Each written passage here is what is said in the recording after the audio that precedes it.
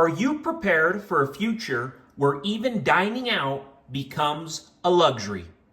Good evening, folks, and welcome back to another episode of Silver Dad Knows. Remember, always live with no edits. If this is your first time here, hit that subscribe button now, as you're going to like what I'm about to say.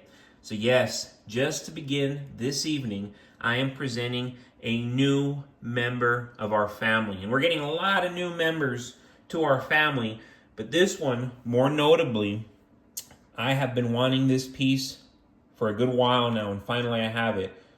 You were looking at 2018. This is, of course, coming from the Australian Perth Mint. Thor.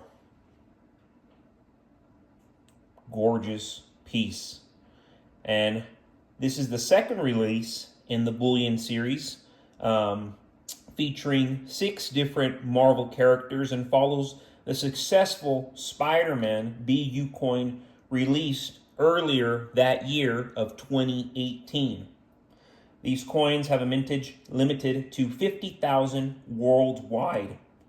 And then, yes, can never forget, the obverse features the effigy of Her Majesty Queen Elizabeth II and states the purity 0.9999 and legal tender denomination of $1 from Tuvalu. And of course, not worth $1, worth much more. I'd say right now, with the way spot is and the way premiums are, if I'm going to trade this,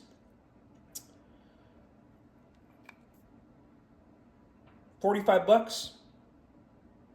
$45 at the minimum, $45-50 at the minimum. Of course, the reverse depicts a classic rendering of Thor holding his hammer. And for you to still get these right now for $45-50, that is a bargain. Jump on it. Jump on it. These are easily going to sell in the near future for high 80s, 90s, 100 bills. Promise you. Promise you. I mean, the fact that I'm already saying that is just, it's going to happen. And folks, just before I continue, I want to give a quick shout out, and this is to my always loyal subscriber, Ron McAdams, 7650, a comment from earlier today. I remember back in the 1960s, 70s, my maternal grandfather always carried a peace dollar in his pocket to show his grandkids. He called it real money. We thought it was cool. Awesome comment right there from Ron McAdams, 7650. And to me, that is just beautiful, because you're telling me about your grandfather. This is the 60s, this is the 70s. Your grandfather was probably born either in the late 1800s or early 1900s. Way different time to be alive. Different morals, different expectations. And even then, calling real money, real money. And here you have me, some kid, 50, 60 years later, telling you, in fact, this is real money. Just like Ron McAdams' granddaddy said, hey, this is a peace dollar. This is real money, grandkids. Yes, this is real money. What you're looking at in front of you. Yeah, it's Thor. It's cool. It's art. At the end of the day, this is God's wealth right here. This is God's wealth right here. Gold and silver are God's money. And many will argue that nowadays, aside from gold and silver being people's money, Bitcoin is also people's money. But remember that Bitcoin is not God's money. This is God's money. You know, it's so weird, everything that's happening now in America. And it's so evident right now with the restaurant industry. You know, they're facing a disastrous shift right now, and it's causing panic for many Americans. I've been noticing that some of our favorite places to eat, whether it's fast food or a sit-down restaurant, they're struggling to stay in business. And it's a sign of the times. We need to realize that restaurants, while convenient, are not a necessity. People are beginning to figure out that eating at home is a much better choice, much more practical choice. This has huge implications, not just for those who work in the restaurant industry, but also for the economy at large.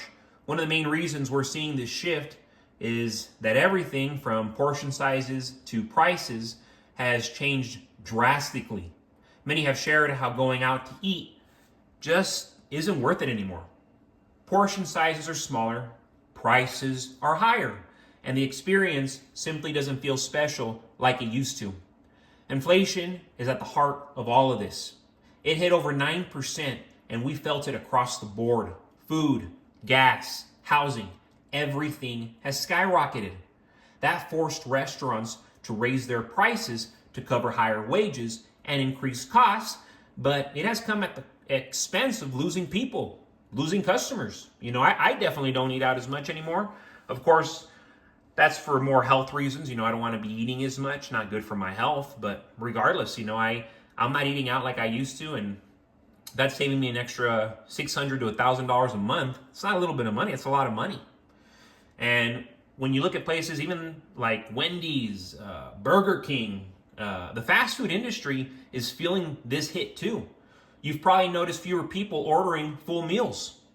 McDonald's has had to introduce value menus again to entice customers, but people are often skipping the fries or the soda just to cut costs.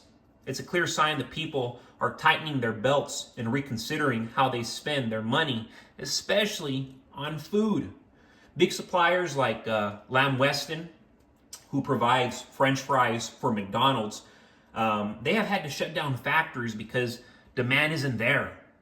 This shift away from restaurants and toward eating at home speaks to something much larger that's happening here in America. If people aren't willing to spend money on something as small as a side of fries, what does that tell us about how the middle class, how is the middle class doing? These are warning signs that we cannot afford to ignore, and they tie directly into why buying silver, stacking silver, is crucial. We're witnessing major changes in how people spend, and it's not just about food. It's about survival in an uncertain economy. With inflation pushing up prices across the board and wages not keeping up, many industries are struggling, and that includes the financial markets.